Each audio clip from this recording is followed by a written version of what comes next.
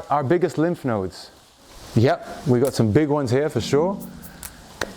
Here as well, definitely. We know that the lymph, right, only responds to mechanical muscular movement. We know the lymph doesn't have a pump. But why is it that the lymph nodes, the biggest ones, are here and here? And how many times a day do we do this? I mean, I do it quite a lot, but maybe. So there's a problem there. The body built the lymph there. I think the body knows exactly what it's doing. The reason why it built the lymph there and the lymph there, it's like here, how often do we do this?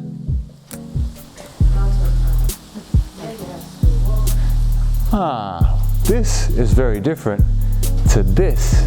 Only when I'm in this position am I actually compressing the lymph node. When I'm doing all my yoga stance, my lymph is not really getting activated. So we need to look from an evolutionary point of view. What movement were we doing for thousands and thousands of years? Moving around like this. And here, and here, and here, and grabbing, and grabbing. So the body is very intelligent. The reason why the lymph nodes are built here, because it was the most intelligent place for the body to put the lymph nodes. We were constantly activating this muscle chain. We were constantly activating here. Today we're not doing that anymore. The hormonal series, it's absolutely great, fantastic. The hormone series absolutely stirred things up in my body in such a healing way. I've developed a hormone boosting series that looks at the evolutionary movements and how can we sort of hack them to create an enormous hormonal boost in the system. Now, why is this so important? We know that hormones create emotional well-being. So yesterday we spoke about the position of the foot.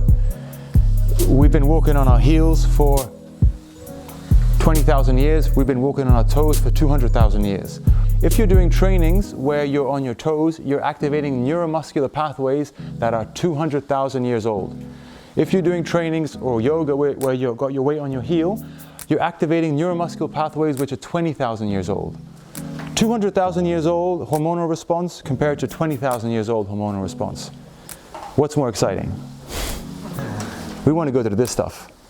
And this is where you get amazing response for both stress management, emotional well-being, chronic pain, auto-regulation in the body. This is where the body was designed according to the movement we've been doing. So we need to think about how can we do a very 7-minute exercise a day to tap into our evolutionary potential, get these hormones to fire us in the morning so that throughout the whole day we're on a different level of functioning, because the hormones are what's responsible for antidepressant, of course, and a lot of inflammation, infections. And the biggest production of testosterone and happy hormones comes from our legs, because when we're either running away from an animal or towards a beautiful animal, either way, you're going to get a huge boost of hormones that helps you, that you don't actually feel the fact that you're bleeding or you've got injured, right? So we need to use these systems in our training. I felt the fascia opening up, I felt release of the pain and much more movement, less restrictions.